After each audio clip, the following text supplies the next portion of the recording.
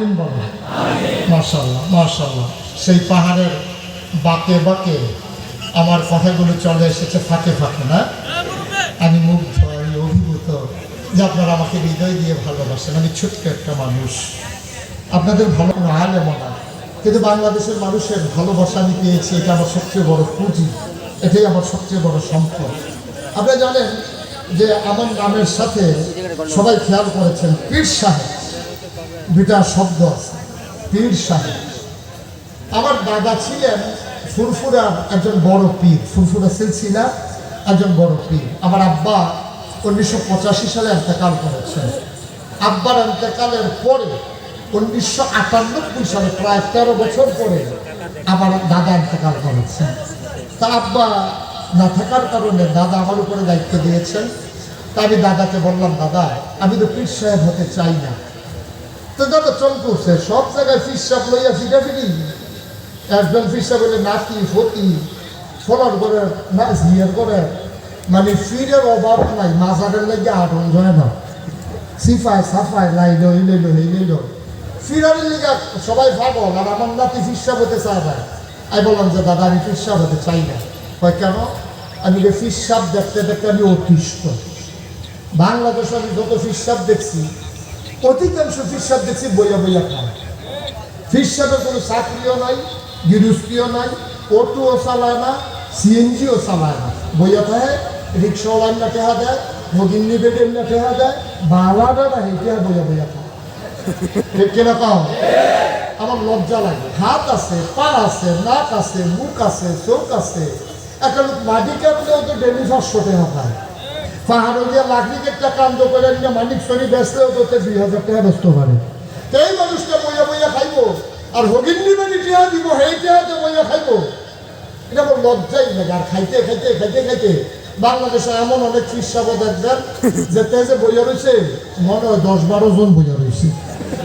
টাইমিনা দেখবেন আলাদা হয় না একজন। এই কারবারে বাংলাদেশও আছে, আছে নাকি নাই? তখন আমি বললাম, দাদা আমি তো পীর সাহেব হতে চাই না।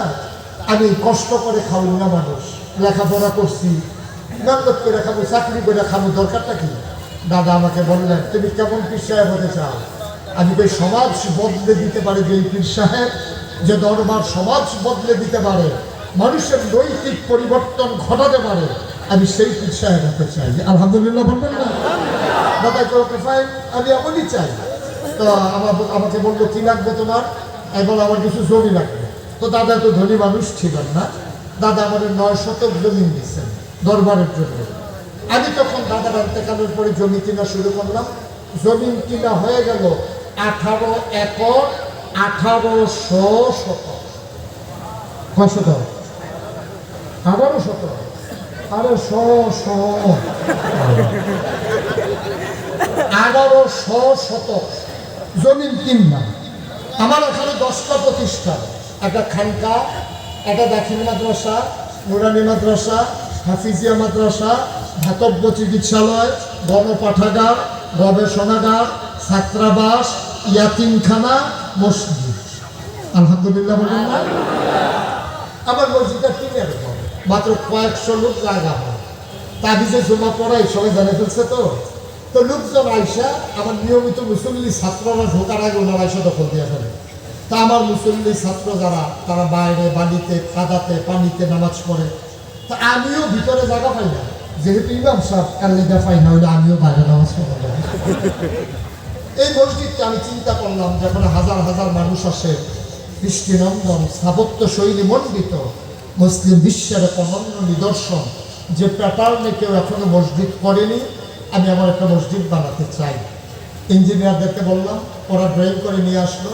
একটা বিশাল সুন্দর একটা মসজিদ, চমৎকার। আমি বললাম এই মসজিদ কত বড়? এই মসজিদ কত বড় জিজ্ঞেস লাভ নাই, একসাথে নামাজ পড়তে পারবে 6000 লোক। মারহাবা বলেন। 3 তলা হবে, নিচতলায় হাসপাতাল, 19,000 স্কোয়ার ফিট, নিচতলা একটা ফ্রি হাসপাতাল। অসহায় মানুষগুলো এখানে চিকিৎসা করবে। মসজিদ মাদ্রাসা অনেক আছে, হাসপাতালের বড় বেশি প্রয়োজন। এই জন্য আমি নিচতলা হাসপাতাল দিয়েছি। যারা রাত খাওয়া ভেঙে যাবো না অথবা অসুস্থ হইল, নিচতলায় চিকিৎসা লইয়া যাইতে সময় 2 রাকাত নামাজ পড়ে মন ধরে ভালো করে ভাগ্য হতে পারে। এই চিন্তা করে আমি মসজিদের কাজ ধরেছি। তো ইঞ্জিনিয়ারদেরকে বললাম, এত বড় মসজিদের যে ডিজাইন করলাম এটা করতে কত লাগবে? তারা আমাদের কয় 15 কোটি টাকা। 15 কোটি টাকা যেগুলো কইছে আমি মনে করছি 1500। আমি কত কইলা? 15 কোটি। আমি রাহা, আমি গরিব মানুষ, মসজিদ করতাম সাইলেন্ট কেলিকা ডর দেখাইতেছে না, কইলেও ডর না, এটা লাগবো 15 কোটি। আমি চিন্তা করলাম কেমনে কি করি। তো ওরা আমাকে সাহস দিল, ওই জায়গায় নিয়োগ করে নামেন। তখন আমি নিয়োগ করলাম যে 1 বছরে আমি উস্তাদ ফৈজি মাহফিল করে যত টাকা হাদিয়া পাই, পুরো 1 বছরের হাদিয়া আমার মসজিদ আমি দান করে দেবো ইনশাআল্লাহ। আমি মসজিদের কাজ ধরার আগে 25 লক্ষ টাকা আমার 1 বছরের কামাই আমি দিয়া মসজিদের কাজ শুরু করেছি। আপনারা শুনে খুশি হবেন, আমার মসজিদের একতলার ছাদ হয়ে গেছে, এই পর্যন্ত খরচ হয়ে গেছে 4 কোটি টাকা। মারহাবা বলবেন না? কই পাইলাম? আমরা জিজ্ঞেস করলে আমিও বলতে পারবো না। আবার এই কথা যখন চতুর্দিকে ছড়িয়ে পড়েছে, মোবাইলের ভিতরে, রকেটে, নগদে, বিকাশে, বিভিন্নভাবে মানুষ দেশ বিদেশ থেকে আমার মসজিদের জন্য টাকা বানিয়েছে। আমি মালয়েশিয়া গিয়েছিলাম রমজানে, 15টা মাহফিল করেছি, ওরা আমাকে অনেক টাকা দিয়েছে। আমি সৌদি আরবে গিয়েছিলাম প্রোগ্রাম করার জন্য, ওখানে ওরা অনেক টাকা দিয়েছে। 4 কোটি টাকা খরচ হয়ে গেছে।